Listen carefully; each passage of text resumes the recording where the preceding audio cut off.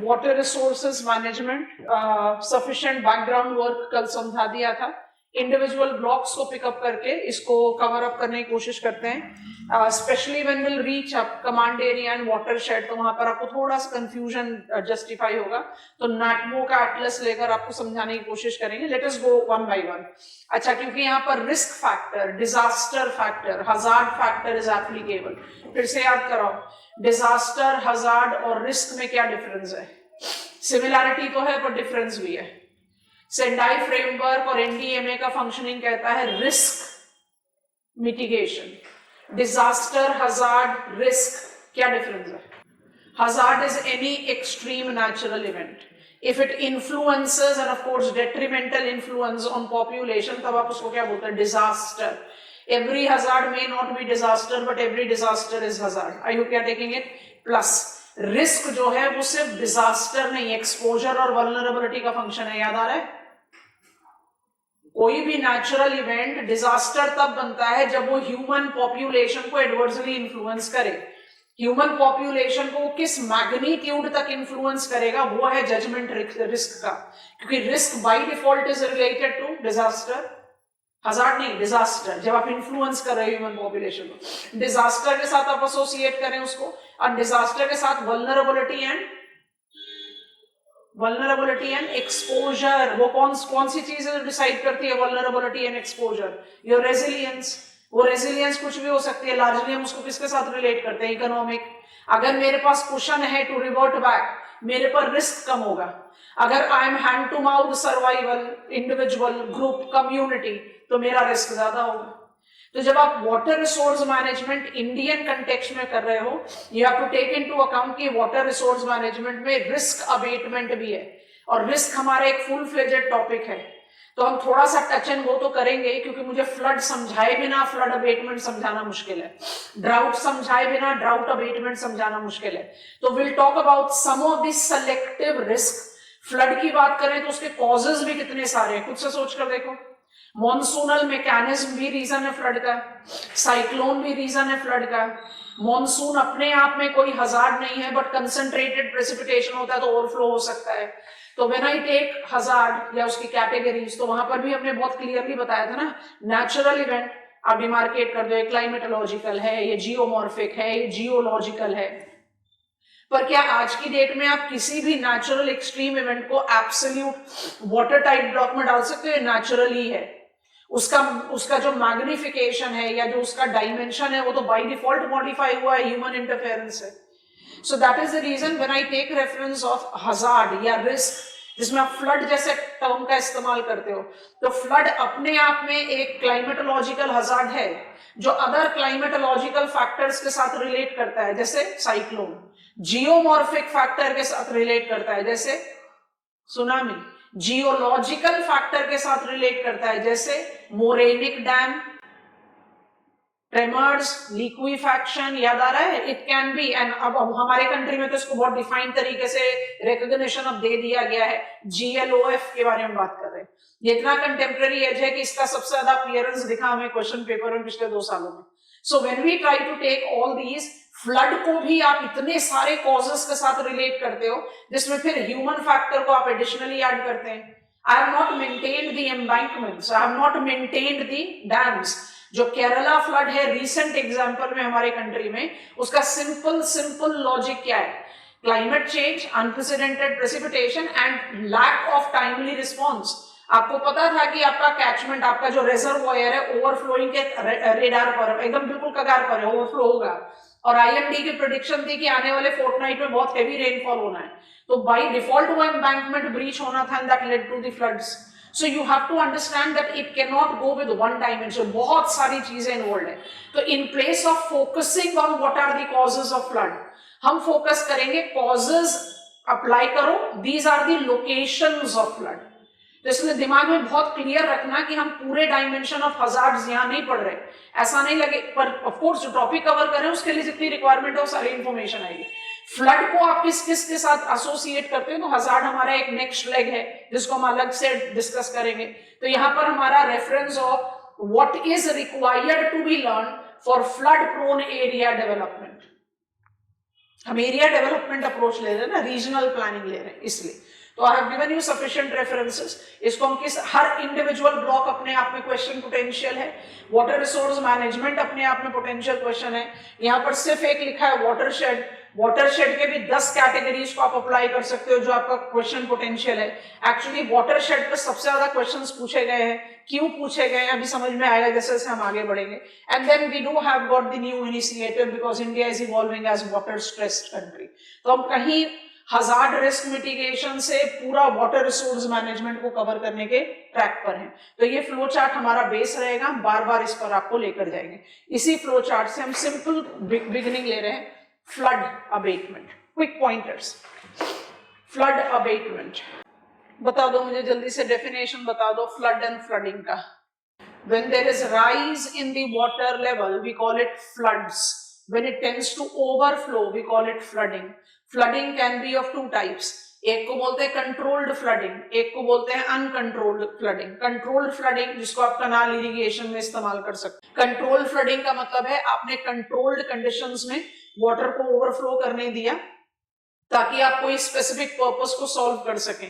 Uncontrolled है जब आपने उसको प्लान नहीं किया but because of extreme high regime levels of river or its systems there is an overflow, और ये uncontrolled flooding है जिसको आप hazard justify करते हैं। I hope it is comfortable। बहुत एलिमेंट्री चीजें हैं, कुछ चीजें हम लिखते जाएंगे, कुछ चीजें हम डिक्टेट करते जाएंगे। फटाफट से इसके पॉइंटर्स बनाइए, कंसोलिडेशन में ज्यादा समय लगाएंगे। फ्लड अबेटमेंट, और ब्रैकेट में जरूर लिखना है प्रोन एरिया डेवलपमेंट, क्योंकि हम इसको पढ़ तो रहे हैं by default in the perspective of regional planning. So मेरा कंटेंट बिल्डिंग शुरू होना चाहिए, floods versus flooding, and we are concerned with uncontrolled flooding. यहां तक समझ में आ चुका है? ये आपके रजिस्टर्स में ऑलरेडी इंफॉर्मेशन है तो हम डिक्टेट नहीं कर रहे इसके बारे में। अनकंट्रोल्ड फ्लडिंग, ठीक है। नेक्स्ट पॉइंट लिखेंगे, multiple mechanism and thus multiple types of flood are identified in the country demarcated by NDMA as riverine floods, flash floods, coastal floods, urban floods and glacial lake outburst flood। Explain करने की जरूरत नहीं है इनको।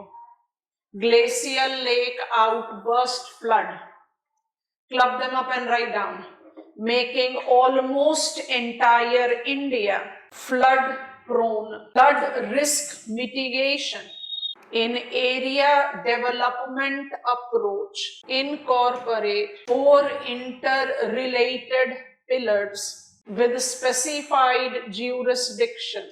These includes prediction, underline, पहले एक बार list कर लो फिर समझ लेते हैं, we are aware of it. Precaution, underline, rescue and rehabilitation. Brief details, 2 minute के लिए रुको। आपको समझ में आ रहा है आप क्या कर रहे हैं? फ्लड क्या है? Flood is the natural hazard which is been identified with water surplus time. Simple logic. अब वो वाटर सरप्लस टाइम में वाटर लेवल को राइज भी कर दो और इनंडेट भी करा दो। जब आप फ्लड और फ्लडिंग का डिस्टिंक्शन लेते हो तो फ्लडिंग में आप अनकंट्रोल्ड फैक्टर के बारे में बात कर रहे हैं, क्योंकि controlled flooding is one of the conventional way we are irrigating our fields. जब आप अनकंट्रोल्ड फ्लडिंग की बात करते हो तो आप बाय डिफॉल्ट ज्यादा मेजर रिस्क की बात करते हैं, because I have been continuously referring, जब भी हम इस टॉपिक के बारे में बात करते हैं, every flood do not lead to flooding but every flooding is preceded by flood. तो फ्लडिंग बाय डिफॉल्ट एक रियल चैलेंज है, फ्लड चैलेंज कर सकता है, क्रिएट कर सकता है। तो हम इंडियन कंटेक्स्ट में पढ़ रहे हैं तो हमारे जो फ्लड के टाइप्स हैं उसको आप नोटिस करोगे तो कॉज बेस्ड भी है, लोकेशन बेस्ड भी है। आप रिवराइन फ्लड बोल रहे हो तो आप उसको लोकेशन बेस्ड, रिवर के कैचमेंट एरिया में होगा। कोस्टल तो कोस्टल एरिया में होगा। ग्लेशियल लेक आउटबर्स्ट फ्लड हम ट्रॉपिकल क्लाइमेट में है तो ग्लेशियल स्नो लाइन बता दो हिमालयास का 4500। अगर आप 4500 के बियॉन्ड के बारे में बात कर रहे हैं तो you are taking a preference of what, हमेशा हिमालयन रीजन में ही एप्लीकेबल है, उसके बियॉन्ड तो होगा नहीं। पर जब आप फ्लैश फ्लड की बात करते हो या जब आप अर्बन फ्लड की बात करते हो, इट कैन ट्रिगर एनीवेयर। जैसे ही आप इन टाइप्स ऑफ फ्लड्स के बारे में अप्लाई कर दो जो एनडीए में डिमार्केट कर रहा है, तो पैन इंडियन हो गया फ्लड प्रोन एरिया। क्यों हो गया फ्लड प्रोन एरिया? अच्छा, अब यहां पर सोचो, हम अपना फोकस रिस्क की तरफ नहीं ले जाकर एरिया डेवलपमेंट की तरफ ले जा रहे हैं, तो आप सिर्फ इस पर सोचो, रिवराइन फ्लड के क्या क्या कारण हो सकते हैं? मॉनसूनल रेन हो सकता है, flash flood because of cloud bast हो सकता है, ग्लेशियल लेक आउटबस्ट से भी हो सकता है, डिफॉरेस्टेशन से भी हो सकता है। Yes or no?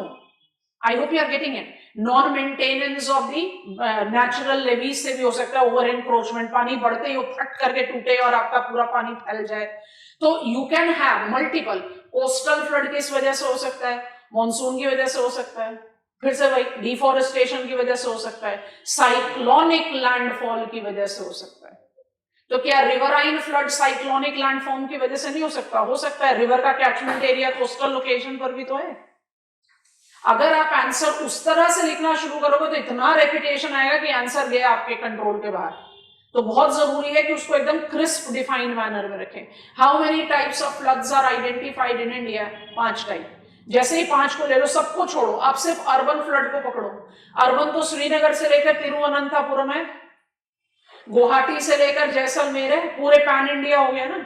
आज की डेट में तो हम जो फ्लडिंग एक्सपीरियंस कर रहे हैं, तो ये भी नहीं कह सकते कि फ्लडिंग जो है वो सिर्फ ह्यूमिड एरिया में। गुजरात में ज्यादा फ्लडिंग एक्सपीरियंस हुए हैं पिछले कुछ सालों में। और गुजरात का क्लाइमेटिक कैरेक्टरिस्टिक्स बताओ।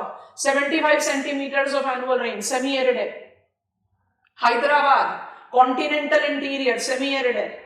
So it is difficult for us. अच्छा, फ्लैश फ्लड की बात करो तो by default we take up the reference of flash floods that are, हमने जो टेक्निकली पढ़ा, फ्लैश फ्लड्स कहाँ होते हैं? डेजर्ट एरिया में होते हैं। बट फ्लैश फ्लड्स तो हमारे पास क्लाउड बस्टिंग से भी हो रहे हैं। I think this is comfortable. तो फॉर्मल फ्रेम में रखना है। तो I have got 5 different types of floods. Flood risk abatement के लिए हम क्या काम कर रहे हैं? 4 काम कर रहे हैं। हमारे ये चारों डायरेक्ट मेजर्स में आते हैं। प्रिडिक्शन किसके डोमेन में गया? आईएमडी। आईएमडी क्या करता है? आईएमडी का पूरा वेदर ट्रैकिंग सिस्टम है, ग्राउंड ऑब्जर्वेटरी है, सैटेलाइट बेस्ड है। याद करो, satellite application we have taken into account, and it is such majorly coordinated that it has been, IMD has been time and again established itself as one of the most successful, scientifically oriented meteorological department in giving us timely prediction of किस तरह क्या कहां होगा। अब जो IMD आपको alert issue करता है, येलो, ग्रीन, ऑरेंज, रेड, अब वो हम यहां पर नहीं ला सकते, इसलिए हमने रिस्क को एक बार अलग से दोबारा से बढ़ना है। वो हीट वेव के लिए भी है, वो कोल्ड वेव के लिए भी है, वो साइक्लोन के लिए भी है, बट सबका डोमेन अलग अलग जाता है, तो हम वहां नहीं डेविएट कर सकते।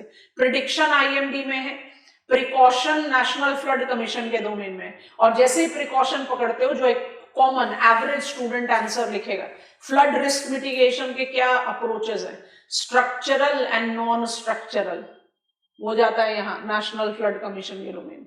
फिर रेस्क्यू रिहैबिलिटेशन, और ये जो प्रिकॉशन नेशनल फ्लड कमीशन के अंतर्गत जाता है, उसी को आप कमांड एरिया और वाटर शेड के साथ रिलेट कर देते हो in water resource management.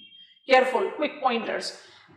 IMD prediction के लिए आईएमडी एकदम छोटे छोटे ब्लॉक्स बनाओ, बहुत डिफाइंड पॉइंट्स हैं, बस आपके पास इंफॉर्मेशन होनी चाहिए। समझने के लिए हमारे पास थोड़ा और डिफिकल्ट फॉलोइंग टॉपिक है। Prediction IMD combined with surface detection, radars and observatory, with a satellite based weather tracking system providing timely prediction. Next, precaution in the domain of National Flood Commission, largely incompatibility to structural measures, bubble में डाल दो, as 3 चीजें लिख रहे हो, arrow डाल के लिख लो। embankments and flood wall creation. Next, reservoir creation with drainage improvement, same point है। drainage improvement को ही channel improvement भी बोलते हैं, वो चाहिए तो उसको आप ब्रैकेट में लिख सकते हैं। और अब 3 चीजें लिखो, building codes and retrofitting, building codes and retrofitting। क्या मतलब हुआ building codes and retrofitting? Retrofitting का मतलब होता है revamping. Will be learning that. जो 4 पिलर्स है ना आपके स्मार्ट सिटीज के, उसमें redevelopment, retrofitting, pan city and green field development है। रेट्रोफिटिंग का क्या मतलब होता है? रेनोवेट करना, to fit in as per the required conditions evolve. जल्दी बताओ, रेट्रोफिटिंग को फ्लड के साथ कैसे एसोसिएट करोगे? Building codes and retrofitting, elevated area पर रीजेनरेट करना, रिवैम्प करना, उसके चारों तरफ ज्यादा फेवरेबल फ्लड वॉल क्रिएट करना, अगर वो इन टाइम रेफरेंस काफी major flood prone area effective हुआ। आप न्यूज में बहुत आराम से सुनते होंगे, this river is flowing at near danger mark. Danger mark भी स्ट्रक्चरल डोमेन का है। जितने फ्लड प्रोन एरियाज हैं उनके रिवर्स में आप कैचमेंट एरिया पर डेंजर मार्क करते हो। अगर रिवर उस लेवल तक राइज कर गया तो बहुत लार्जली पॉसिबल है कि वो फ्लडिंग करेगा। वहां पर फिर आप अप्लाई करते हो रेस्क्यू मेजर्स, कि आईएमडी ने प्रिडिक्ट किया है कि आने वाले टाइम में बहुत हेवी बारिश होने वाली है, तो कैचमेंट एरिया से पॉपुलेशन को हटा दीजिए, इवैक्यूएट कर दीजिए, because by default it is likely to overflow. ये सब किसके डोमेन में काम कर रहा है? National flood commission. प्रिकॉशन को आप लार्जली स्ट्रक्चरल डोमेन के साथ लेकर जाते हो। स्ट्रक्चरल डोमेन में आप सिर्फ ड्रेनेज इंप्रूवमेंट नहीं कर रहे। ड्रेनेज इंप्रूवमेंट का क्या मतलब है? नेचुरल लेवीज को ज्यादा फेवरेबल बनाना, ड्रैगिंग करके रिवर बेड को मेंटेन करना ताकि पानी जो है उसमें ज्यादा एक्यूमुलेट हो रादर देन ओवरफ्लो कर जाए। You also take up the reference of जैसे हमने अभी डिस्कस किया, बिल्डिंग कोड्स एंड रेट्रोफिटिंग जो बहुत इंपॉर्टेंट है, एंड एम्बैंकमेंट्स क्रिएशन। अब एम्बैंकमेंट या जो फ्लड वॉल होता है वो कोई भी चीज हो सकता है, कंक्रीट वॉल भी हो सकता है, लिटोरल भी हो सकता है, मतलब वेजिटेटिव, बायोटिक भी हो सकता है। तो जहां आपने वॉल लिखा है ना वहां ब्रैकेट में लिख लो कंक्रीट और बायोटिक। हम प्लांट्स भी तो कल्टीवेट कर सकते हैं ना कैचमेंट एरिया पे या कोस्टल एरिया में, वो भी तो रिस्ट्रिक्ट ही करेगा फ्लो। ठीक, अच्छा अब आ जाओ रेस्क्यू रिहैबिलिटेशन, साथ में क्लब कर दो। Rescue rehabilitation, it is in domain of NDMA, 2005 से एस्टैब्लिश्ड है एनडीएमए, डायरेक्ट पीएमओ के अंदर काम करता है, Hyogo framework. NDMA its own NDRF and armed forces, star mark करके लिखेंगे। India has aptly generated perfect rescue capacity, minimizing loss of life. However, rehabilitation, underline kar lo, that includes discharge of logged water, containment of waterborne diseases, redevelopment of individual, community, infrastructure, bracket built back better, close the bracket, continues to be the challenging task requiring for comprehensive water resource planning, comprehensive water resource planning to minimize reoccurrence of flood. Bracket में लिख लो यहां पर watershed and command area, watershed and command area।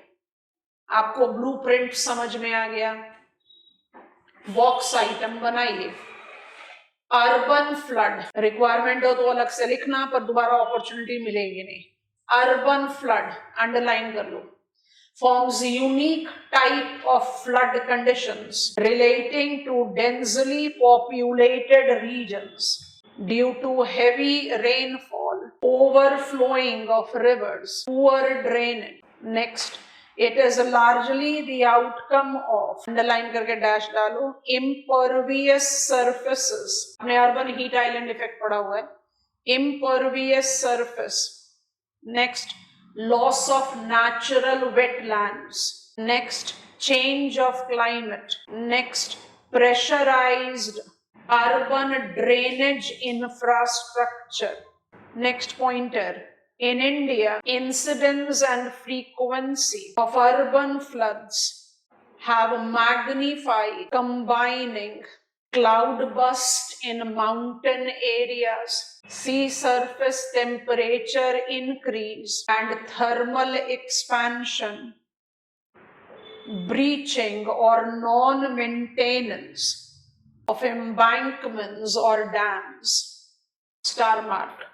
Sponge City, have you heard about it?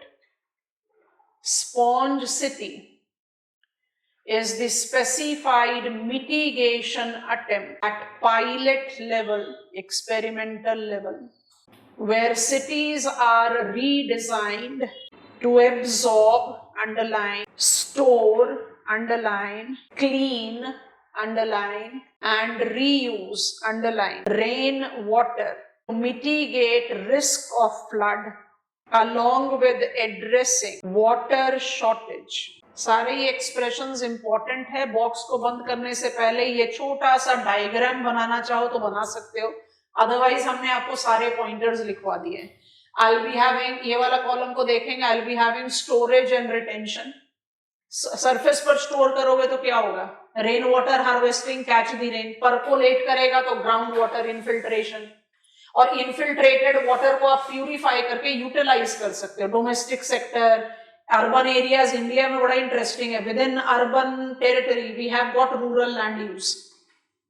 Municipality के boundary में ही rural land use है. Otherwise हम by default जब अर्बन एरिया की बात करते हैं तो urban sphere of influence automatically included है, और अर्बन स्फीयर ऑफ इन्फ्लुएंस में क्या होता है? रूरल अर्बन फ्रिंज भी तो हो सकता है, इसलिए यहाँ कोई मिसलीडिंग फैक्टर नहीं. Agriculture, manufacturing, electricity, creation of more permeable pavement, creation of more water, मानो से रेन वाटर हार्वेस्टिंग टेक्निक, माने आप पानी को रोको, पानी को स्टोर करो, पानी को इन्फिल्ट्रेट करो, जैसे स्पॉन्ज पानी को एब्जॉर्ब कर लेता है, और उसको आप प्यूरिफाई करके रीयूज करो. तो दोनों चीजें, माने it is a win win combination.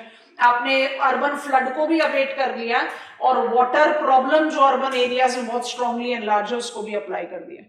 I think this is done. एक सिंपल सा बॉक्स बनाकर सरफेस पर स्टोरेज, रिटेंशन, सब सरफेस पर इन्फिल्ट्रेशन. समझ में आ गया? Ground water recharge. ये की टर्म्स जो ब्लू कलर से लिखे हैं इनको बस ऐड कर दो. घर खेत बनाने की जरूरत नहीं है, जल्दी से बनाओ. This is the ideal model of a sponge city. दोबारा से इसके बारे में हम बात नहीं कर पाएंगे, इसलिए ले लिया इसको.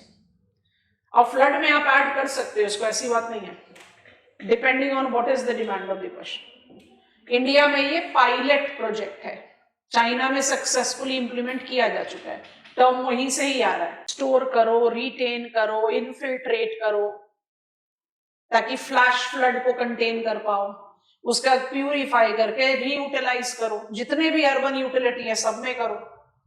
अब आप स्टोर करने या परकोलेट करने के लिए आपको बाय डिफॉल्ट इम्परवियस से परमिएबल पेवमेंट बनाने पड़ेंगे. तो वो सब चीजें by default in cascading sequence आ सकती. बेंगलुरु फ्लड का सीधा रीजन था वेटलैंड्स का ना होना, एनक्रोचमेंट. केरला फ्लड का सीधा रीजन था बैंक्स, डैम्स के breaching. Kashmir flood has been excellent example of cloud burst. Uttarakhand, इस बार तो मॉनसून में हमने डिवास्टेटिंग क्लाउड बस्ट देखे. तो माउंटेनस एरिया में भी तो अर्बन एरियाज होते हैं. तो you can have multiple, almost every region for urban flood as well. Urban थोड़ा सा स्पेसिफाइड हो जाता है, इसलिए बॉक्स आइटम क्रिएट कर लिए. I am waiting for you, go ahead. ज्यादा बीट अराउंड द बुश नहीं करना इन टॉपिक्स में, आपका क्वालिटी ऑफ आंसर डिप्लीट कर जाएगा. एकदम टू द पॉइंट क्रिएट करो answer. Done all of us? चलिए हम आगे बढ़ रहे हैं. हम बात कर रहे हैं water resource management with water related hazard risk mitigation. हमने फ्लड्स के बारे में बात कर ली है. Now we want to go, I go back to my base flow chart. I am done with this, but I am still having the completion of it, क्योंकि हमने किस पर छोड़ दिया इसको? रेस्क्यू, रिहैबिलिटेशन, प्रेडिक्शन, प्रिकॉशन समझ में आ गया.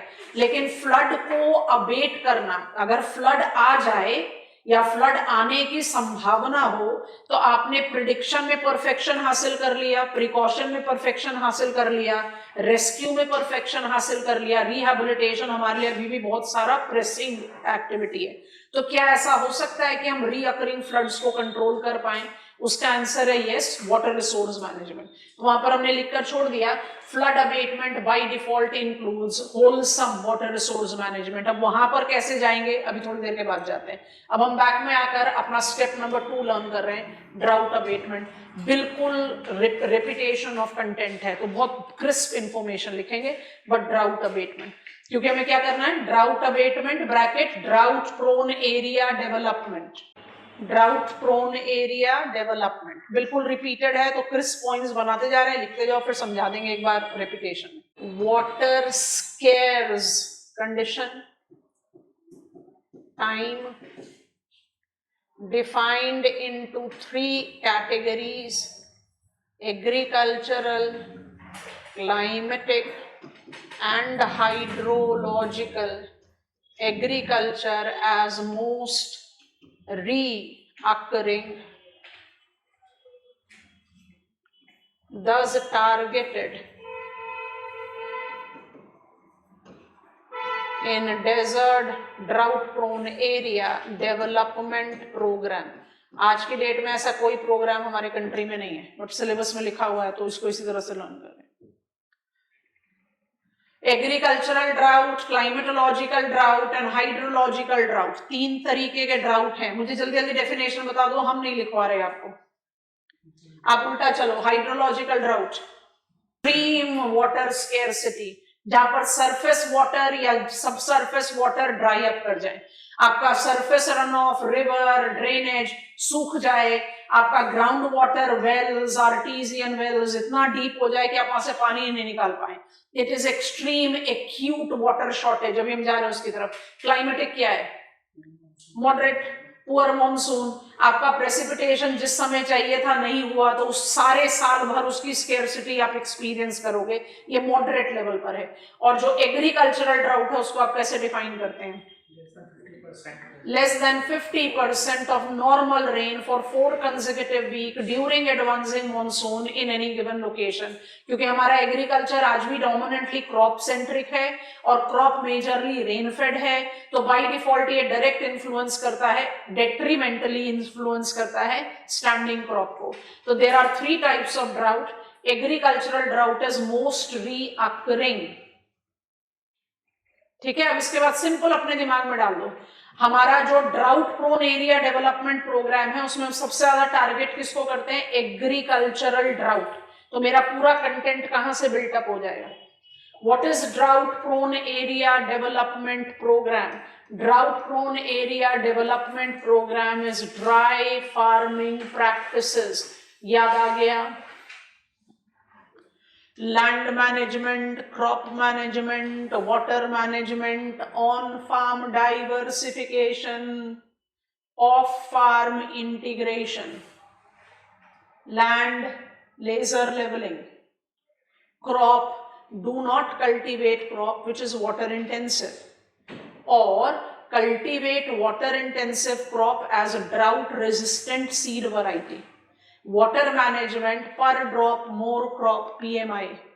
आप पूरे इंडिया में ड्राई फार्मिंग प्रैक्टिस अप्लाई करते हो, लेकिन प्रायोरिटी कहां डालते हो? सेमी एरिड एरिया में, क्योंकि lesser the amount of precipitation, higher will be variability and more will be the possibility of agricultural drought. कुछ याद आ रहा है? सब याद आ रहा है ना? Dry farming practice, simple straight forward, की पॉइंट्स लिख दे रहे हैं। Includes land management, crop management, water management with on-farm and off-farm diversification.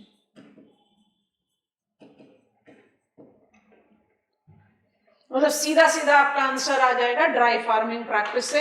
आपके पास ये सारा कंटेंट आपके रजिस्टर में एग्रीकल्चर चैप्टर में इंक्लूडेड है। अपने आप को कन्विंस कर लेते हो तभी आप किसी और को कन्विंस कर पाओगे। आपसे पूछा जा रहा है ड्राउट प्रोन एरिया और आप लिखना शुरू कर दिया ड्राई फार्मिंग, तो एग्जामिनर क्यों इसको गलत ना समझे? इसलिए ना समझे क्योंकि आपके एग्रीकल्चरल ड्राउट में जो सबसे ज्यादा फ्रीक्वेंटली एक्सपीरियंस ड्राउट है, जिसको आप अवॉइड करने के लिए सबसे ज्यादा काम कर रहे हो, वो एग्रीकल्चरल ड्राउट ही है, ठीक है। अच्छा, एग्रीकल्चरल ड्राउट को आपने प्रायोरिटी दी, पर क्या ड्राउट प्रूफिंग स्ट्रैटेजी में climatic and hydrological drought apply नहीं होगा? बिल्कुल होगा। तो अगर क्लाइमेटोलॉजिकल स्टार मार्क करके लिखो। यहां तक सब क्लियर है? हमें कोई और पॉइंटर लिखवाने की जरूरत नहीं, आप कंटेंट बिल्ड कर सकते हो, स्टार मार्क करके लिखना। The other types of drought, as directly correlates to changing climatic pattern, unsustainable use of water, put a dash and write down, drought abatement strategies in a climatic and hydrological drought with water resource management, underline कर दो, पकड़ में आया, flow chart के second column में आ गए हम। भाई क्लाइमेट चेंज रियल है, आईपीसीसी बहुत क्लियरली बोलती है जितने चेंज हमने क्लाइमेट सिस्टम में इंड्यूस किए हैं कोई भी चेंज रिवर्सिबल नहीं है, तो आपके हाथ में तो सिर्फ एक ही पॉसिबिलिटी है, अडेप्ट करो, जो चेंज कर दिया वो तो वापस जाने वाला नहीं है, तो अडेप्ट करो और मिटिगेट करो, गलतियों को रिपीट मत करो। ये चीज हम पढ़कर यहाँ पर पहुंचे हैं। अब ड्राउट अबेटमेंट का मेरे पास सबसे ज्यादा कंटेंट कहां से आता है, एग्रीकल्चरल ड्राउट प्रूफिंग से। तो इसका क्या मतलब है, ड्राउट प्रूफिंग स्ट्रैटेजी में हम क्लाइमेटोलॉजिकल और हाइड्रोलॉजिकल ड्राउट को टारगेट नहीं करते, बिल्कुल करते हैं, लेकिन उसका रीजन जो है वो क्लाइमेट चेंज है, अनसस्टेनेबल यूज है। तो जब आप क्लाइमेट चेंज में कुछ भी चीज को रिवर्ट बैक नहीं कर सकते तो ऑटोमेटिकली अडेप्टेशन के बारे में बात होगी। अभी आपने स्पॉन्सिटी बताया, अडेप्टेशन ही तो है, मिटिगेशन टू सम एक्सटेंशन। तो वही ड्राउट प्रूफिंग स्ट्रैटेजी में जब क्लाइमेटिक ड्राउट या हाइड्रोलॉजिकल ड्राउट की बात आती है तो you go beyond dry land farming, और वो किसके साथ रिलेट आउट कर जाता है, हमारा जो बेस फ्लो चार्ट है वो वाटर रिसोर्स मैनेजमेंट के साथ ओवरलैप कर जाता है।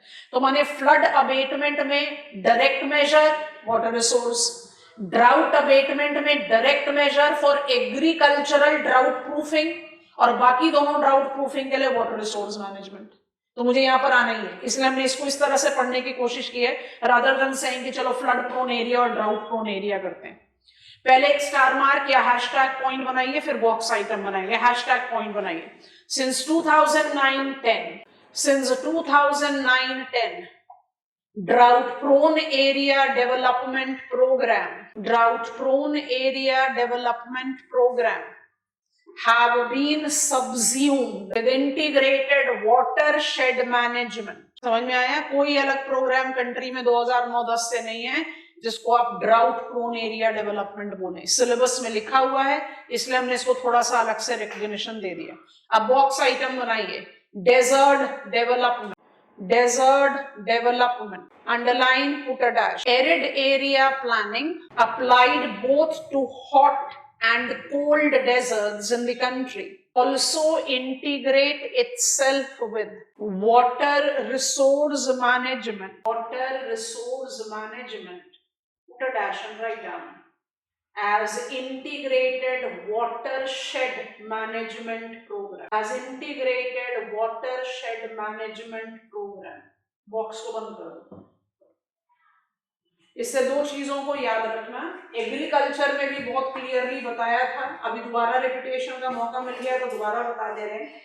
ड्राउट प्रोन एरिया डेवलपमेंट और डेजर्ट डेवलपमेंट सेम नहीं है। ड्राईलैंड फार्मिंग प्रैक्टिसेस डेजर्ट्स पर अप्लाई नहीं होती, वो ड्राउट प्रोन एरिया में अप्लाई होती है। तो आपको याद आ रहा होगा हमें डेजर्ट पढ़ने का 2 बार मौका मिला था, एक बार क्लाइमेटिक रीजन्स में we talked about it and then eventually we took up the reference of hot tropical desert जब हम बात कर रहे थे एग्रीकल्चरल प्लानिंग, जहां आपने मरुस्थली और रन ऑफ कच्छ को लिया था, तो हमने जानबूझकर उसको ब्रीफ रखा है। If it is hot desert it is Marusthali run of Kutch, if it is cold desert it is Ladakh. हमारे कंट्री में 2 डेजर्ट्स हैं, डेजर्ट्स के लिए भी 75 में अलग से प्रोग्राम मोबिलाइज किया, डेजर्ट डेवलपमेंट। 2009-10 से कोई ऐसा प्रोग्राम है ही नहीं। It is part and parcel of integrated watershed management.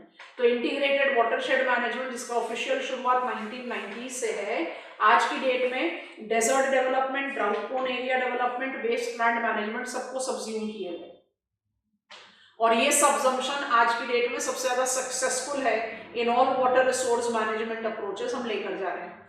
अगर मान लो, क्योंकि सिलेबस में लिखा है ड्राउट प्रोन, सिलेबस में लिखा है डेजर्ट, तो आपको एग्जामिनर ने कह दिया identify desert development plan in India, तो कंटेंट कैसे बिल्ड करेंगे।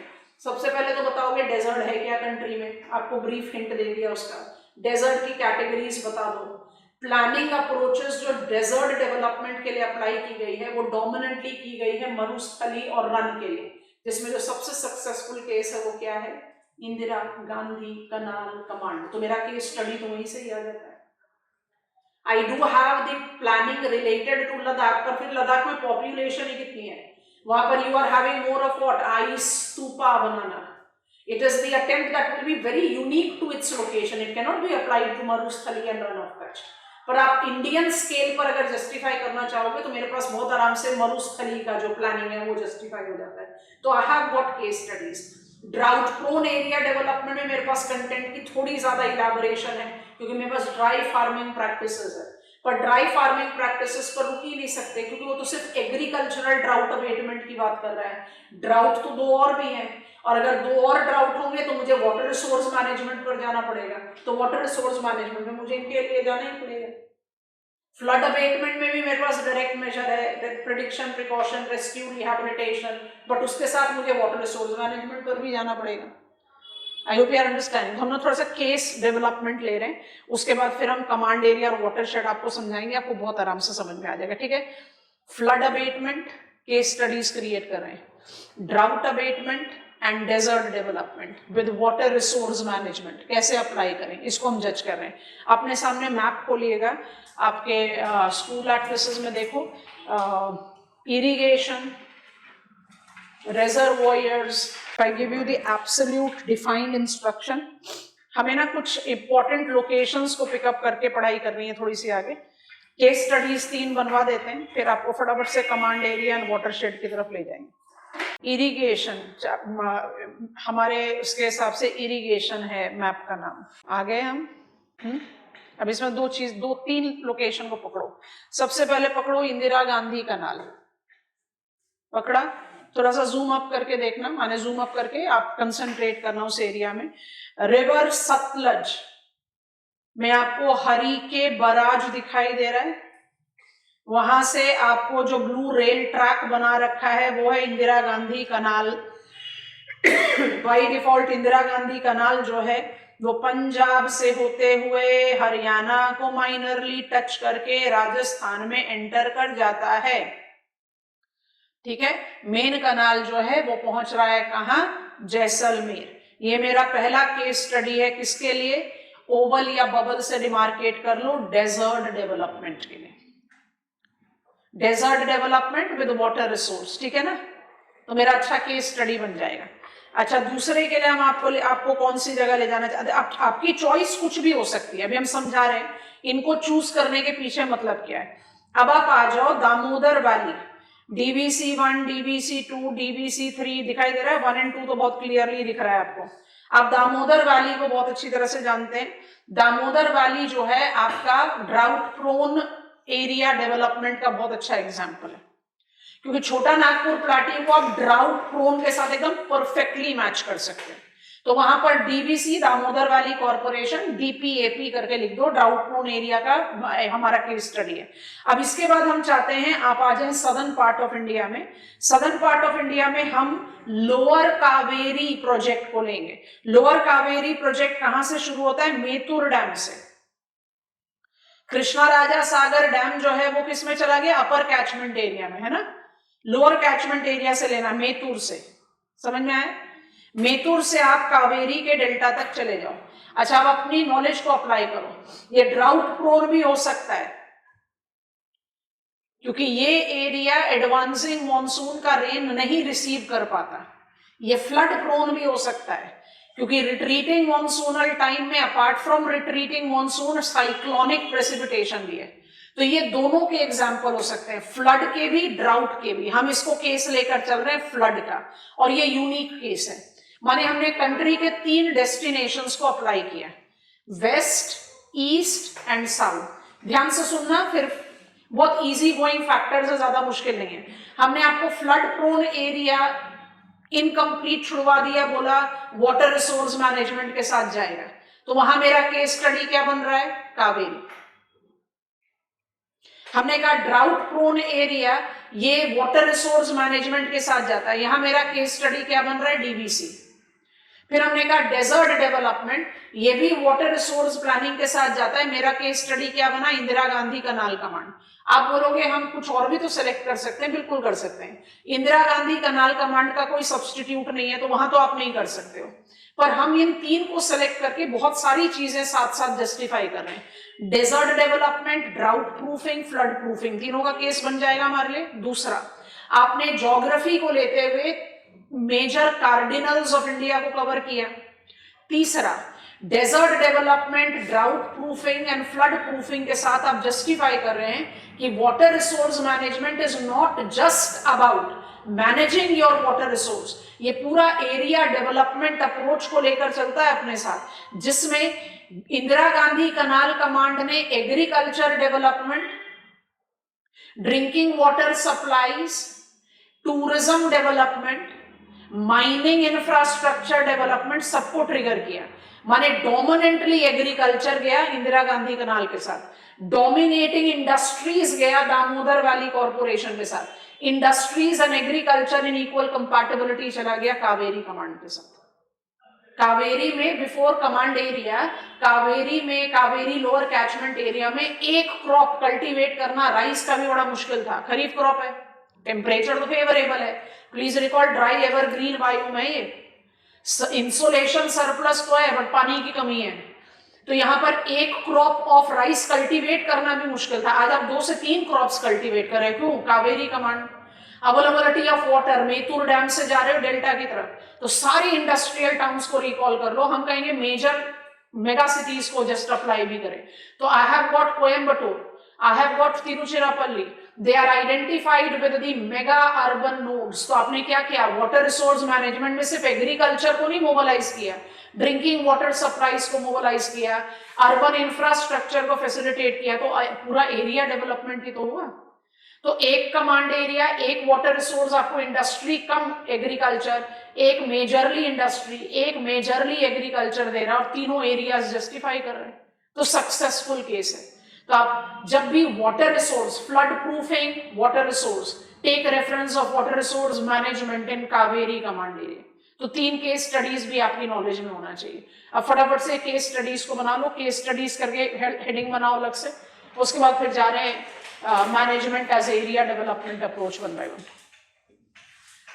Case studies, absolute water tight compartment नहीं हो सकते, आपको बता दिया है। फ्लड और ड्राउट दो कॉइन के, एक कॉइन के 2 ही साइड है, बट फिर भी थोड़ा सा हेल्प मिल जाता है। ठीक, पहला हमारा था फ्लड प्रूफिंग, तो वहीं से शुरू करते हैं। तो flood proofing with water resource manage, मेरा केस है lower Kaveri catchment area, bracket में Mettur dam to the delta, integrated water resource management, not just abated flood, bracket retreating monsoonal time, close the bracket, but also drought, bracket advancing monsoonal time, enhanced dependable agriculture, enhanced dependable agriculture, underline कर लो इसको, with water intensive crops as rice, cane, cotton, next facilitated upstream industrial development,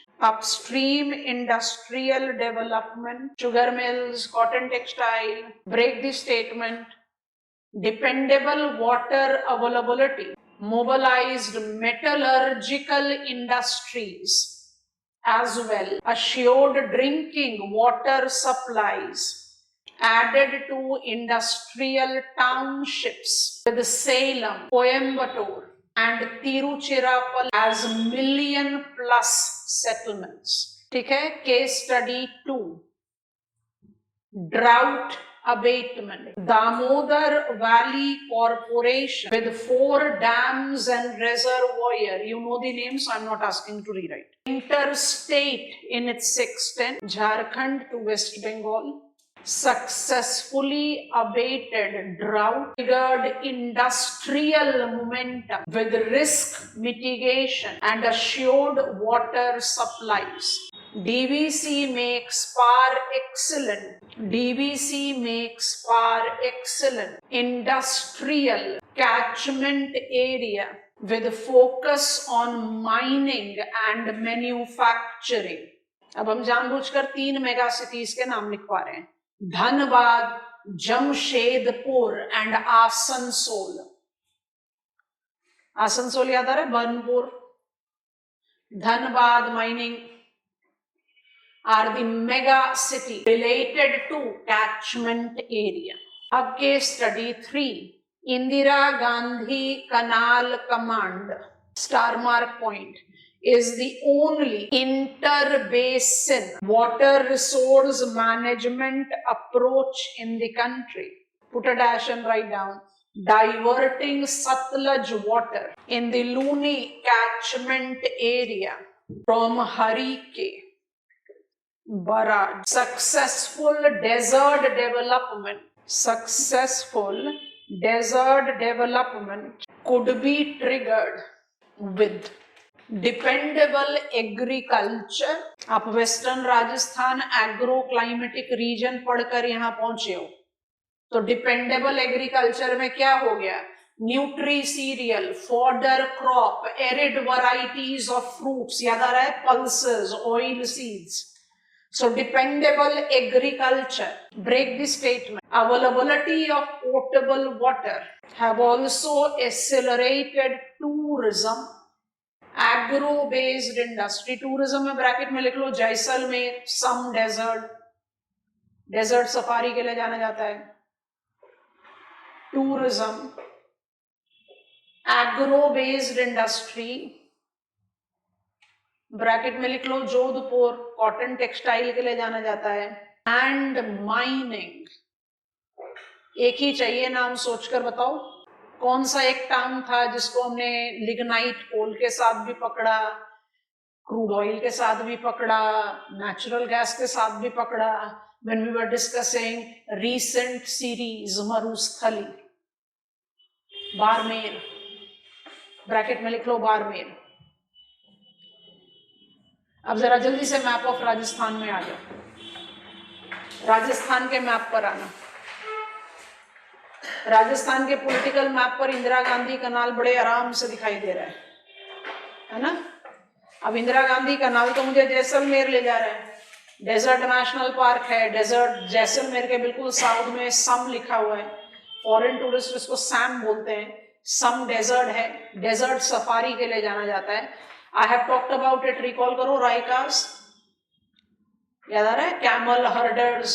They are now with the Western Rajasthan area development approach are providing camel safari. तो वो जो हर्डर थे वो अब दूसरे activity में चले गए, which is more sustainable for them. And how it is possible?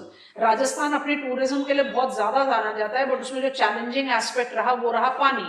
अब इंदिरा गांधी कनाल से आपको सिर्फ इरिगेशन का पानी नहीं मिल रहा, पोर्टेबल वाटर भी मिल रहा है. बिल्कुल पाइपलाइन नेटवर्क जा रहा है जो प्रोवाइड करता है, हाईवे के पैरेलल चलता है, जो प्रोवाइड कर रहा है पानी, dependable water supply to Jaisalmer. तो जो टर्मिनल पॉइंट है इंदिरा गांधी कनाल का जैसलमेर, वो लार्जली जाना जाता है टूरिज्म के लिए. सो फोर्ट्स भी हैं और डेजर्ट सफारी भी है, तो हमने आपको डेजर्ट सफारी बताया. अब जो आपको कनाल बना रखा है ना मैप में, उसमें आपको 4 सेंटर्स अपने ईस्ट की तरफ देखना है और मुझे अब याद करके बताना कि ये चारों को आपने और किस कंटेक्स्ट में साथ पढ़ा था. जैसे आप इंदिरा गांधी कनाल को थोड़ा सा साउथ की तरफ ले आओगे तो पहला सेंटर आपको मिलेगा बीकानेर, उसके बाद मिलेगा नागौर, उसके बाद मिलेगा जोधपुर और एकदम साउथ में मिलेगा बाड़मेर. दिख गया? कनाल के ईस्ट पे रहना है. बीकानेर, नागौर सबसे ज्यादा डिस्टेंस पर दिखाई देगा, फिर जोधपुर दिखेगा, फिर बाड़मेर दिखेगा. दिखा कि नहीं? ये सब फीडर कनाल से कनेक्टेड है. तो ऐसा कर लो कि डॉटेड लाइन बना लो इंदिरा गांधी कनाल से ईस्ट की तरफ, बीकानेर, नागौर, जोधपुर, बाड़मेर. सैलिनाइजेशन का प्रॉब्लम है ना भाई. आपने एक कनाल बनाया, बहुत सक्सेसफुल हुए, उस सक्सेस को रिपीट करने के लिए आपने क्या कर दिया, फीडर कनाल बना लिए. फीडर कनाल से बेनिफिट तो जरूर मिला, कोई नहीं डिनाई कर रहा. फीडर कनाल से मुझे बेनिफिट तो जरूर मिल रहा है, लेकिन वो बेनिफिट मुझे क्या कर रहा है, चैलेंज क्रिएट कर रहा है. किस तरीके का चैलेंज क्रिएट कर रहा है? खुद से सोचो. पानी तो अल्टीमेटली हरीके से ही आएगा, हरिके में पानी अल्टीमेटली सतलज से ही तो आएगा, और सतलज में पानी का सोर्स है rain water and oblation. Climate change की वजह से दोनों में ही गड़बड़ है। आपने अगर total discharge in Indira Gandhi canal कम कर दिया और फीडर कनाल में पानी कम गया तो सैलिनाइजेशन, डूरा क्रस्ट, ऑस्ट्रेलिया या अगर सिम्सन डेजर्ट वाला काम कर रहे हो आप यहाँ पर। Barmer is for mining, Jaisalmer is for tourism, Jodhpur is for industry, और पूरा कमांड एरिया जो है डोमिनेंटली जाना जाता है एग्रीकल्चर के लिए। Desert soil is fertile, it is coarse textured, mineral rich, humusless, fertile. Fertility is restricted because of coarser texture and lack of humus. Indira Gandhi canal ने वंडर्स कर दिया इस फर्टाइल सॉइल के लिए। तो एक्चुअली ये अग्रेरियन कैचमेंट एरिया है, पर हम माइनिंग इंडस्ट्रीज भी है। Kaveri dominantly agrarian and industrial दोनों है, एंड दामोदर क्या है, इट्स इंडस्ट्रियल पार एक्सीलेंट। अब 2 मिनट के लिए डीप ब्रेथ लो। बेस फ्लो चार्ट हमारे सामने खुला हुआ है, ठीक है। अब हम इसके बाद इस कॉलम पर आ जाएंगे। ये मुझे थोड़ा सा समझने में ज्यादा ट्रिकियर है, आपको डिस्टिंक्शन क्रिएट करना पड़ेगा। हम आ रहे हैं इस पर। हमने ये वाला ब्लॉक खत्म कर लिया, हमने इसको रिलेट करा था वाटर रिसोर्स मैनेजमेंट से, उससे हमने केस स्टडी बना दी, ठीक है। अब थोड़ा सा सोचो, आप आंसर लिख रहे हो फ्लड प्रोन एरिया डेवलपमेंट। अगर आप फ्लड अबेटमेंट पर आंसर लिख रहे हो, फ्लड अबेटमेंट पर आंसर लिख रहे हो, तो आप क्या करोगे, स्ट्रक्चरल नॉन स्ट्रक्चरल खत्म करो, अर्बन फ्लड स्पॉन्सिटी खत्म करो, वो रिस्क के साथ चला जाएगा। यहां पर हम एरिया डेवलपमेंट के बारे में बात करें तो फ्लड क्या है, फ्लड कहाँ एक्सपीरियंस किया जाता है, कहाँ हमने फोकस नहीं किया, हमने बता दिया 5 टाइप का फ्लड, तो पैन इंडियन हो गया। फ्लड के कॉजेस उस लोकेशन के हिसाब से ही जस्टिफाइड हो जाते हैं। रिवराइन है, कोस्टल है, तो आप अपने आप जज कर लोगे ना। ग्लेशियर लेक आउटबर्स्ट फ्लड है तो आप अपने आप कहोगे कौन से मैकेनिज्म में हुआ।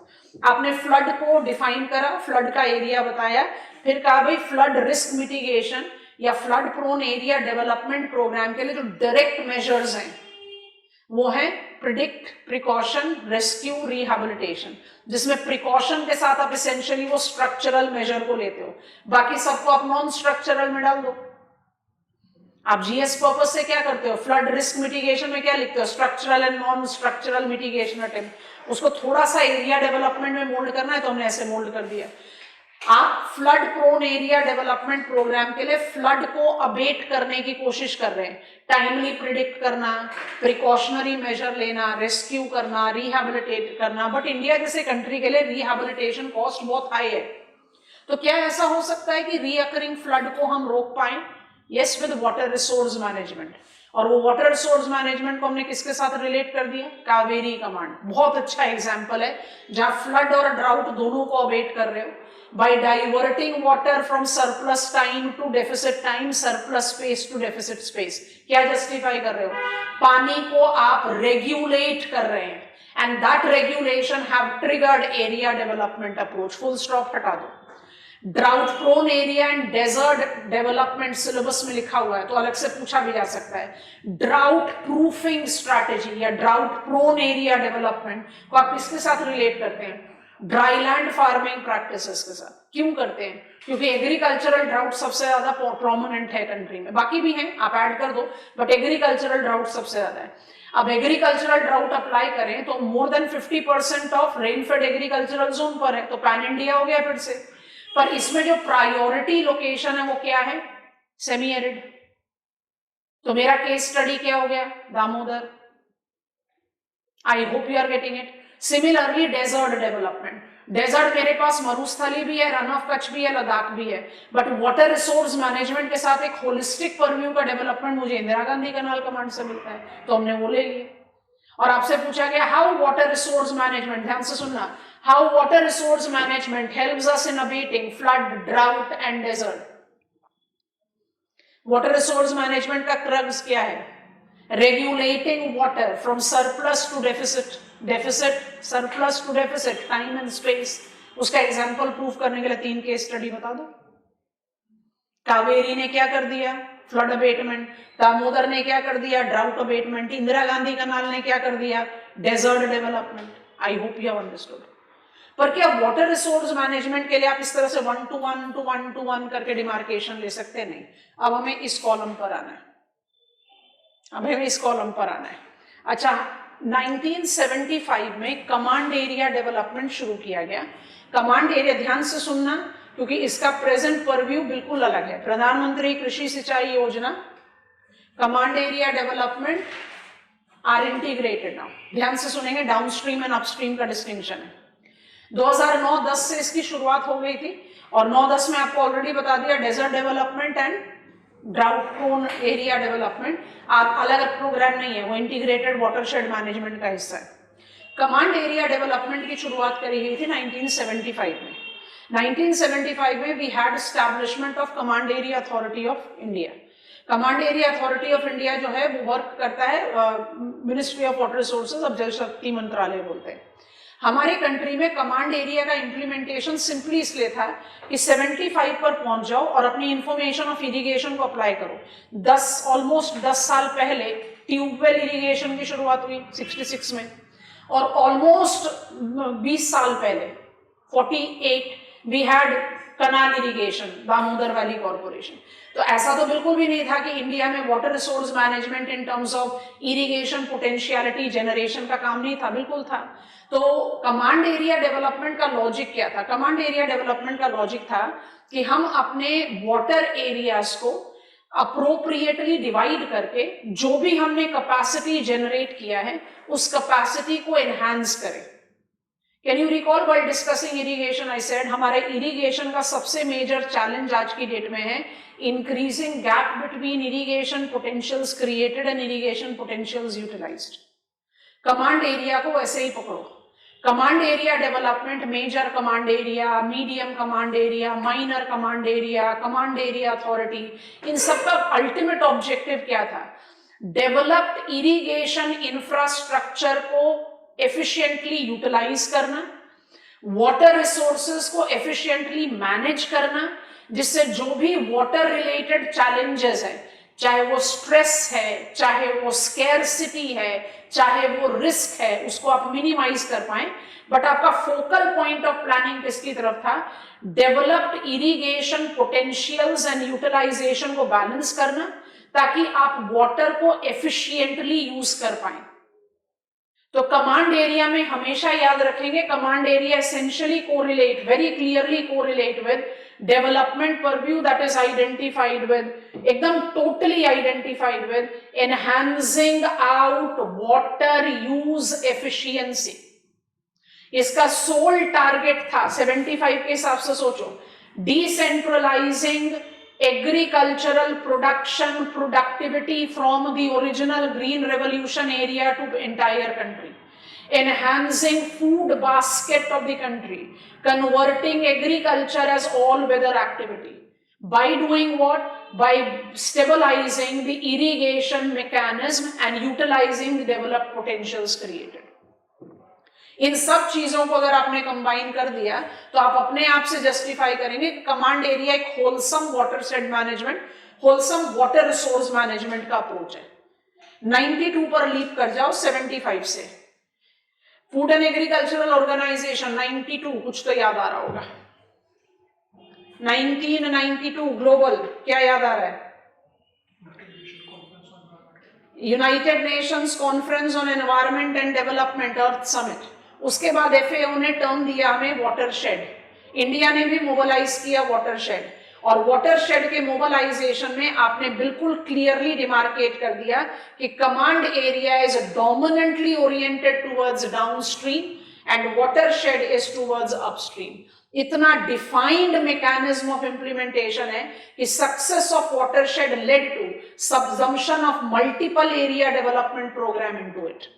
और इन दोनों में किस तरह का रिलेशन है वो हम आपको एक नाटमो के एटलस के थ्रू समझाने की कोशिश करेंगे, आपको समझ में आएगा। अभी हमें बिल्कुल मिक्स नहीं करना। ये वाला कॉलम हमारा डन हो गया, हम इस तरफ आ रहे हैं। तो management and conservation of water resources, area development approach करके हेडिंग बनाओ, कमांड एरिया लिखो, जो एलिमेंट्री 75 का इंफॉर्मेशन उससे शुरुआत कर रहे हैं, ठीक है।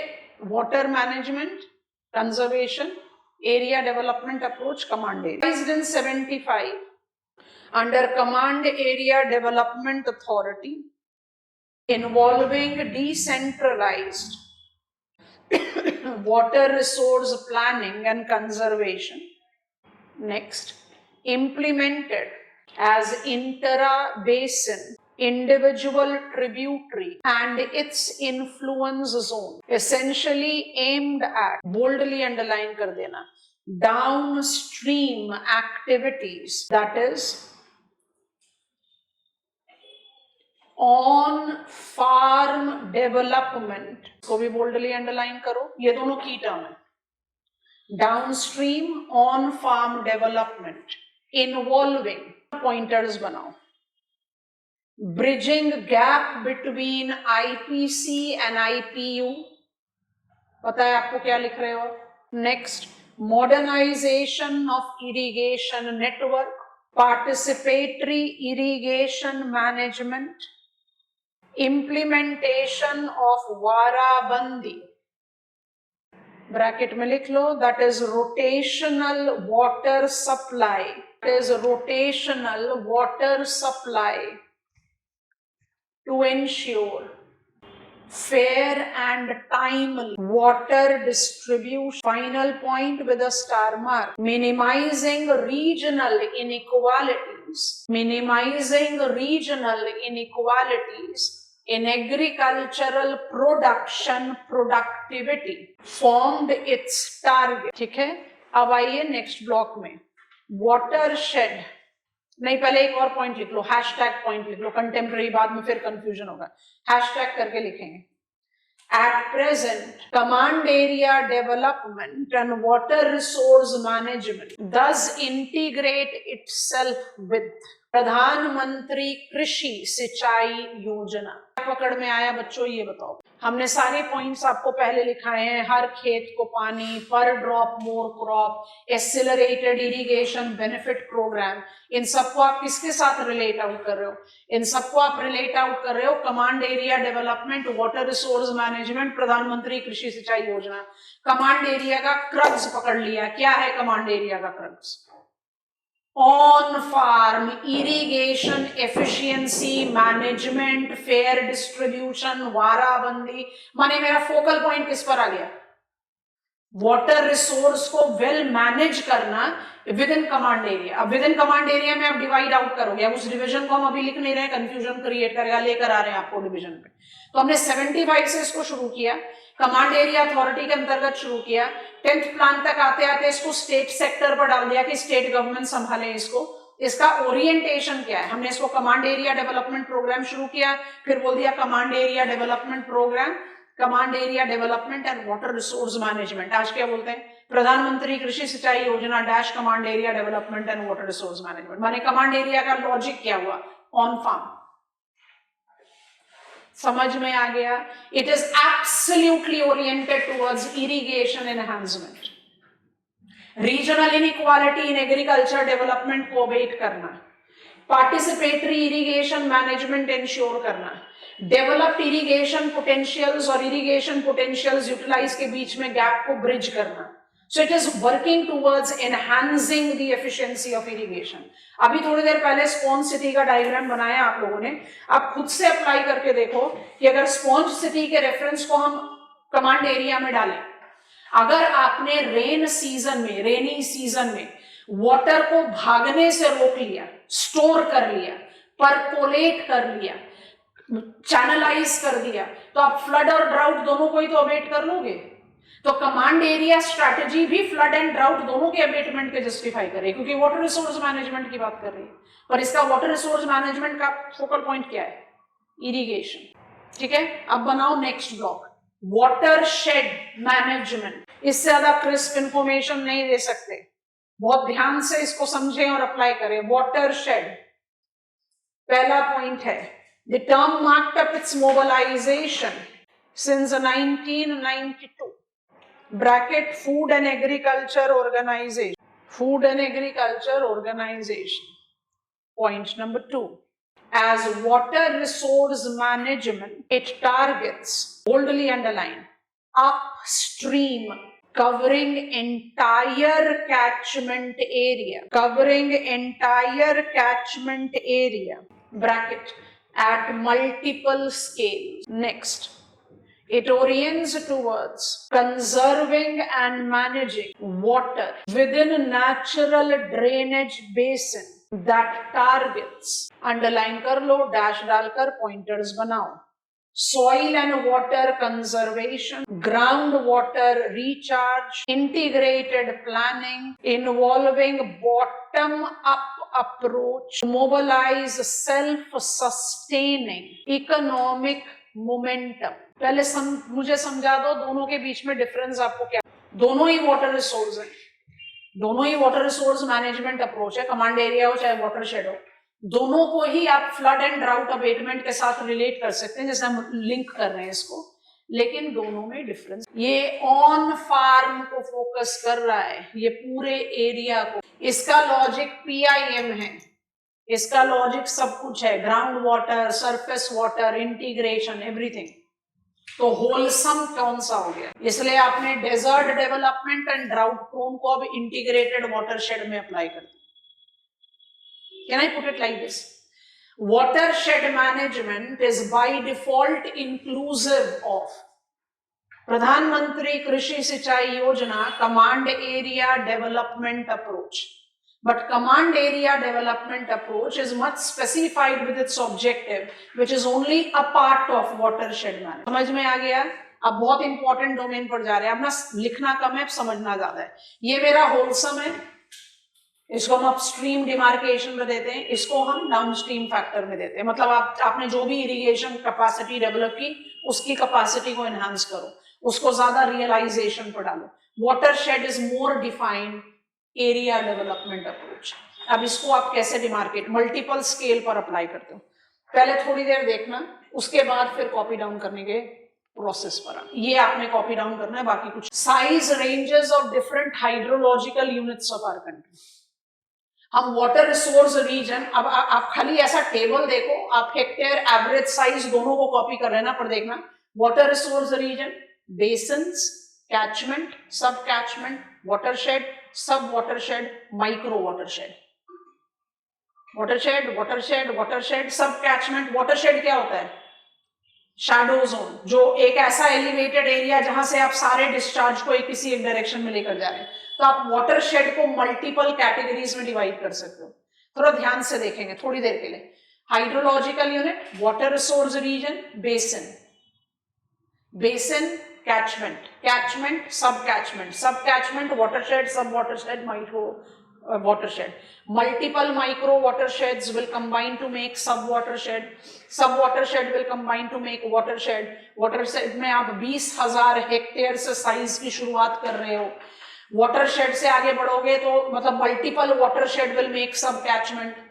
Multiple sub catchment will make catchment. Catchment will combine to make basin, drainage basin. और सारे drainage basin को combine कर लो तो water resource region हो गया। तो यहां तक तो मेरे ख्याल से हम विजुअलाइज कर पा रहे हैं। हम ना धीरे धीरे स्क्रॉल करेंगे। अच्छा ऐसा करो, अपने रजिस्टर में ये वाला टेबल एटलीस्ट कॉपी डाउन करो पहले इसको, ताकि जब हम आपको स्लाइड्स दिखाएं तो आप उसको साइज के साथ कंपेयर करके अपने दिमाग में डालो। आप किस लेवल तक इस डिटेल्स को लिखोगे वो आपके क्वेश्चन पर डिपेंड करेगा, but let it be written.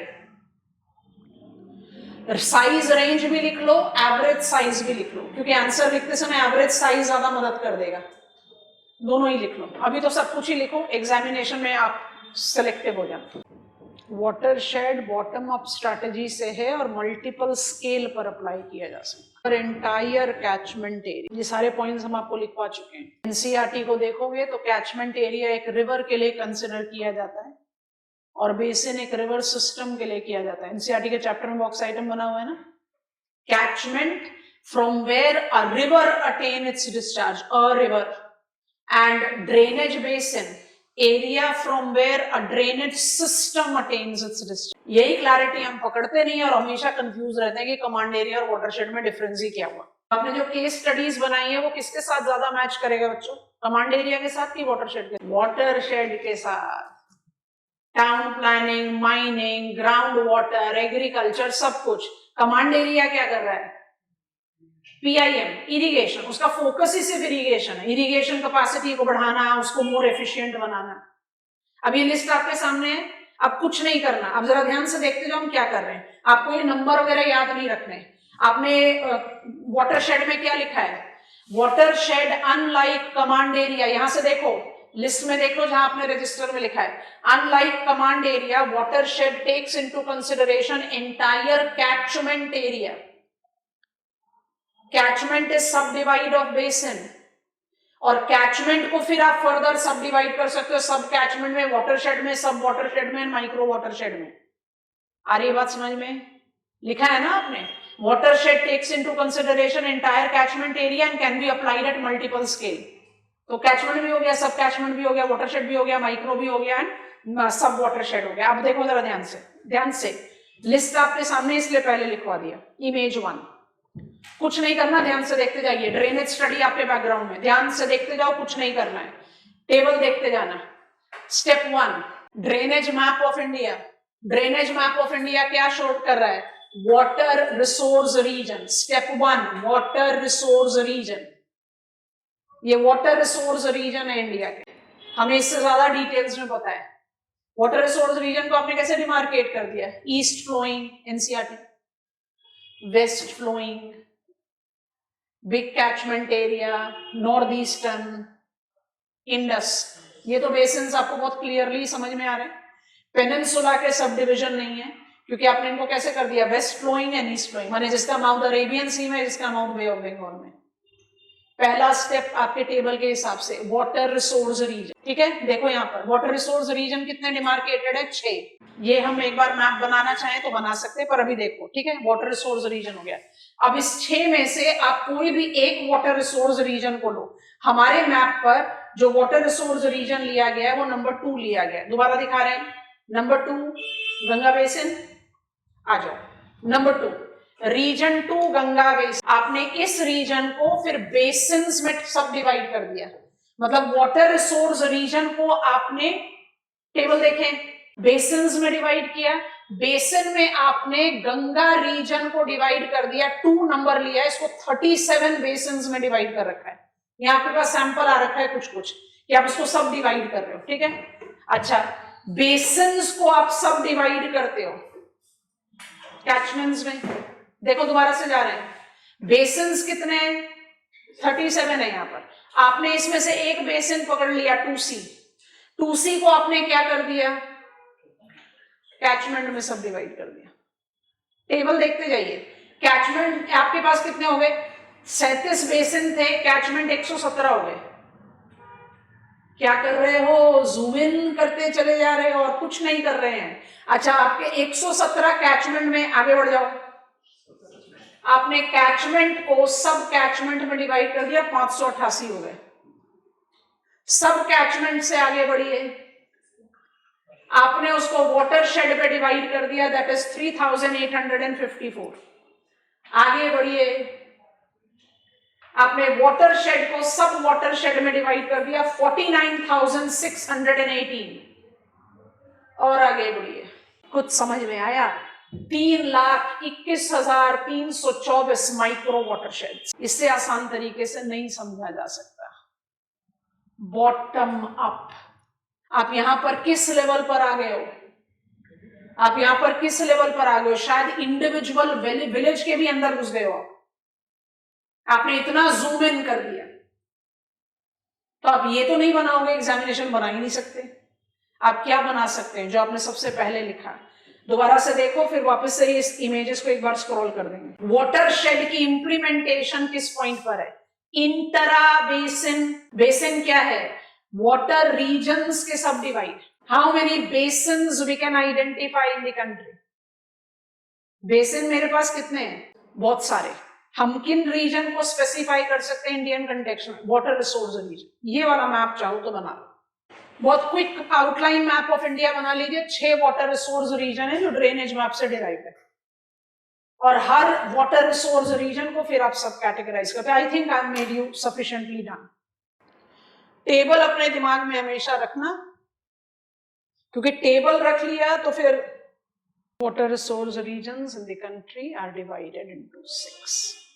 ठीक है, अपने बेस टेबल पर आ जाइए। हमने जितने केस स्टडीज डेवलप किए वो हमने किए वाटर शेड के, जिसमें desert, drought and flood abatement तीनों को जस्टिफाई कर दिया। पर क्योंकि हमारी bold heading water resource management है, हम खत्म नहीं कर सकते इस टॉपिक को। Can I get back to board?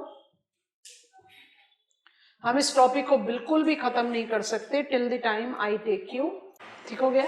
अगर रिस्क अबेटमेंट के बारे में बात हो, एरिया डेवलपमेंट के बारे में बात हो, तो यहां खत्म कर दो।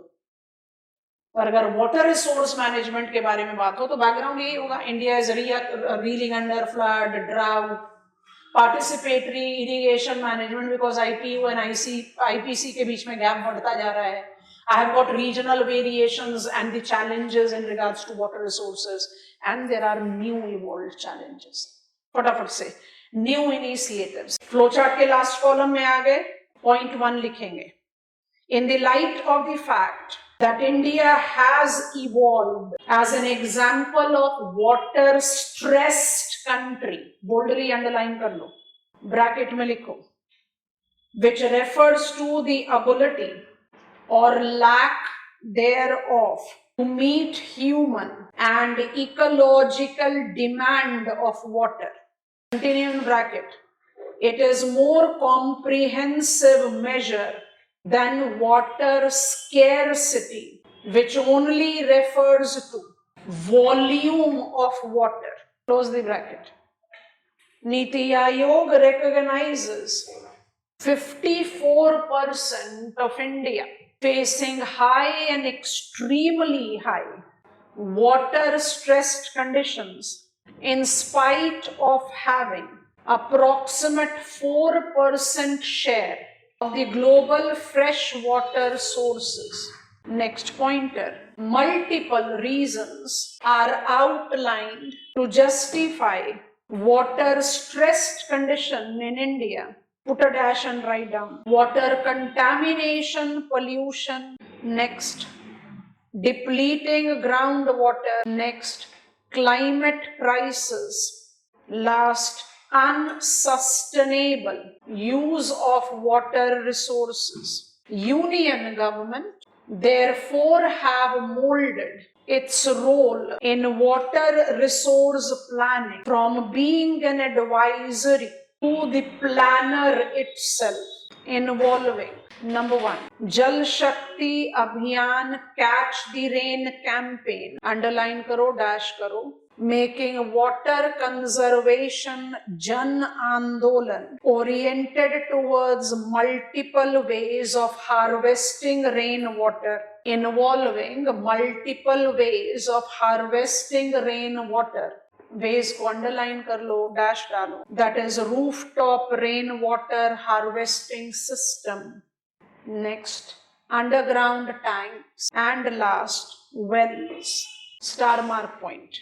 well in 2024 Jal Shakti Abhiyan was integrated with a fresh theme, Nari Shakti se Jal Shakti, highlighting crucial role of women in water conservation. Bracket mein likh lo, it is the first phase of JSA. It is the fifth phase, I'm sorry, not first. It is the fifth phase of JSA that was initiated in 2019. अब लिखो B. Atal Bhujal Yojana, underline karo, dash डालो, forms the scheme that aims at groundwater management. Mobilized since 2020, it involves 7 targeted states: Gujarat, Haryana, Karnataka, Madhya Pradesh, Maharashtra, Rajasthan, and Uttar Pradesh.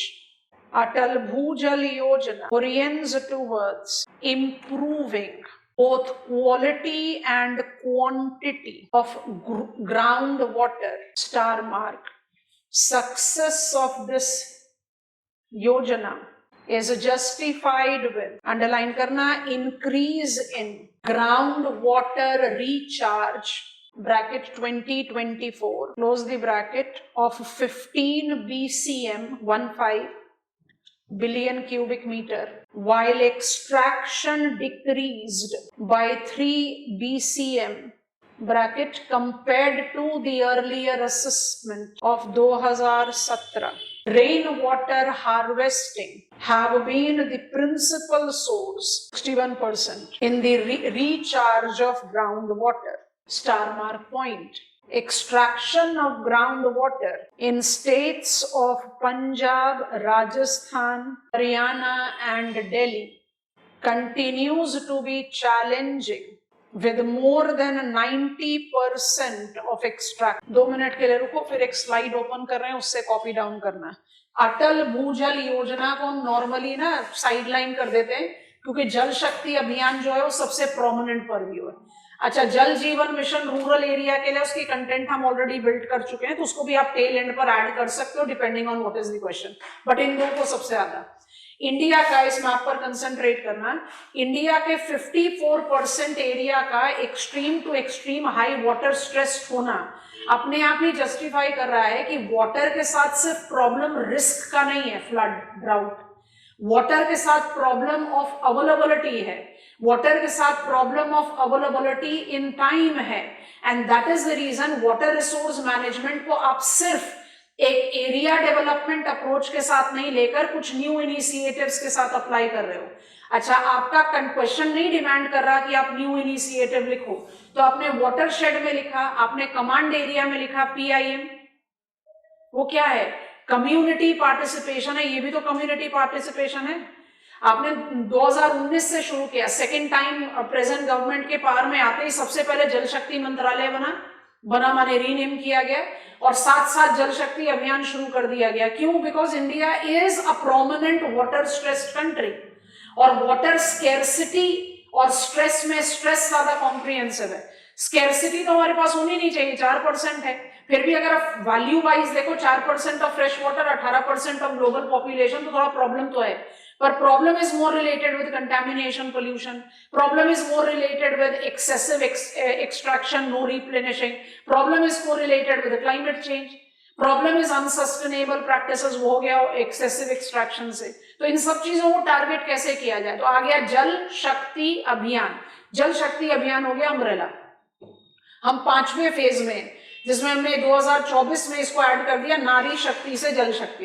तो आपने participation में women को incorporate किया, उससे पहले आपने catch the rain campaign किया, और आपका लॉजिक क्या है? जहां पर भी और जैसे भी बारिश गिरे आप उसको कैच करो, स्पॉन्सिटी। या तो आप रूफ टॉप रेजर्वॉयर बनाओ, अंडरग्राउंड टैंक बनाओ, या सिंपली वेल डिग करके उसमें पानी को इकट्ठा कर लो। It by default will be replenishing ground water also, ऐसी बात नहीं कि नहीं करेगा। Atal Bhujal is directly oriented towards ground water. Ground water को रिकॉल करेंगे, इरिगेशन का सबसे प्रिंसिपल मीन्स है ट्यूबवेल, ड्रिंकिंग वाटर का सबसे प्रिंसिपल मीन्स है ग्राउंड वाटर। हमारा ग्राउंड वाटर एक्सेसिवली प्रेशराइज्ड है। ग्राउंड वाटर के प्रेशराइजेशन परव्यू में अटल भूजल योजना शुरू किया गया 2020 से। लॉजिक था to replenish quality quantity wise ground water. Have we attend success? हमारा ग्राउंड वाटर असेसमेंट 2017 के बाद 2024 में किया गया, और 2024 में हमने देखा कि भाई 13 बिलियन क्यूबिक मीटर हमने ग्राउंड वाटर को रिप्लेनिश किया। एक्सट्रैक्शन को 3 बिलियन क्यूबिक मीटर से के रेट पर कम कर दिया, माने 2017 के मुकाबले 2024 पर आते आते 3 billion cubic metre extraction control किया गया। तो रिप्लेनिश ज्यादा कर रहे हो, एक्सट्रैक्ट कम कर रहे हो, तो ग्राउंड वाटर टेबल तो रिचार्ज हो ही रहा है। इस रिचार्जिंग के साथ कुछ वेरिएशंस हैं। क्या वेरिएशंस हैं? Punjab, Haryana, national capital territory are the locations जो अभी भी कल्प्रेट है, 90% प्लस से ज्यादा आप एक्सट्रैक्ट कर रहे हो। Rajasthan, it is important for us to generate out awareness and percolation. Rain water 61% recharge को सपोर्ट किया, इसका मतलब कैच द रेन कैंपेन, जल शक्ति अभियान सक्सेसफुल हो गया ना अटल भूजल योजना के लिए। तो इंटर रिलेशन है, और इसके साथ एक थोड़ा सा इलाबोरेट है, तो स्लाइड से ले लेंगे। वाटर क्वालिटी कंसर्न्स को जब दिया गया 2024 के असेसमेंट में, तो we are having some positive some negative. देखें, कंटामिनेंट्स हमने इसके बारे में बात किया हुआ है क्लास में। In ground water, saline ground water, irrigation suitability, north eastern state and regional contamination, ये वाटर क्वालिटी कंसर्न के 5 पॉइंटर्स हैं, ध्यान से देखो और लिख लो। Contaminants in ground water, pollutants, arsenic, fluoride, nitrate, uranium. Saline groundwater, 127 assessment unit, that is approximately 2% categorized as saline, brackish, जिसको हम यूज नहीं कर सकते। Irrigation suitability, ground water 81% irrigation suitability है। Interesting logic, north eastern state have 100% of ground water excellent for irrigation. Drinking नहीं बोल रहे हो, इरिगेशन बोल रहे हो। और जब indiscriminate utilization of ground water किया जाता है ड्रिंकिंग के लिए, जिसमें आप नोटिस ही नहीं कर रहे कि आर्सेनिक है, फ्लोराइड है, नाइट्रेट है, तो किस तरह का हेल्थ एलिमेंट देगा, वो समझने वाली बात है। And finally regional contamination, high electric conductivity and specific contaminant are identified as hot spot of pollution stemming for agriculture run off and industrial research. तो कहीं हमने हॉट स्पॉट्स को आइडेंटिफाई किया, मदद करो। आर्सेनिक कहाँ होता है ज्यादा? Humid, waste Bengal. फ्लोराइड कहाँ होता है ज्यादा? ड्राई, राजस्थान, गुजरात। लिस्ट कर लें, पॉइंट बनेगा water quality concerns. Major point ये है, उसके सब पॉइंट। हमने आपको सफिशिएंट इलाबोरेटेड इंफॉर्मेशन दे दिया। आप डिसाइड करोगे कि आपके क्वेश्चन की क्या डिमांड है, आप उसी के हिसाब से अपना कंटेंट बिल्ड करो। और हमारे लिए जरूरी था इसको लर्न करना as water resource management. Logic क्या चलेगा कंटेंट बिल्ड करने में? मेरे पास water resource related area development approach है, फ्लड, ड्राउट, डेजर्ट। तीनों को आप कंबाइन कर सकते हो वाटर शेड मैनेजमेंट से। कमांड एरिया जंप क्रॉस कर जाओ। और अगर area development approach of water resource management आएगा तो कमांड एरिया को मेंशन कर, ठीक है। और न्यू इनिशिएटिव क्या है भाई? India is becoming water stress country and India need to have a priority of water resource management। इसलिए यूनियन गवर्नमेंट ने अपना role change from an advisory to a planner किया, जहां पर आपने 2 फ्लैगशिप प्रोग्राम्स की शुरुआत की, Jal Shakti Abhiyan for all water resources and Atal Bhujal Yojana for ground water. Relate करते हैं पर 2 अलग अलग प्रोग्राम है, तो दोनों का स्पेसिफिकेशन। अच्छा, आंसर ऐसे लिख रहे हो, वाटर रिसोर्स मैनेजमेंट, तो कैसे शुरू करोगे? Identify water resource management requirements in India. Also discuss the important programs associated with it. कैसे करोगे? Requirement को कैसे शुरू करोगे? Water risk and water stress. Yes, no, water risk क्या हुआ? Flood, drought. Water stress क्या हुआ? 54% water stressed area. तो water resource planning क्या चल रही है? एक एरिया डेवलपमेंट पकड़ो, वाटर शेड, और उसका यूनियन गवर्नमेंट का प्रोग्राम पकड़ लो, rain water harvesting and underground water replacement.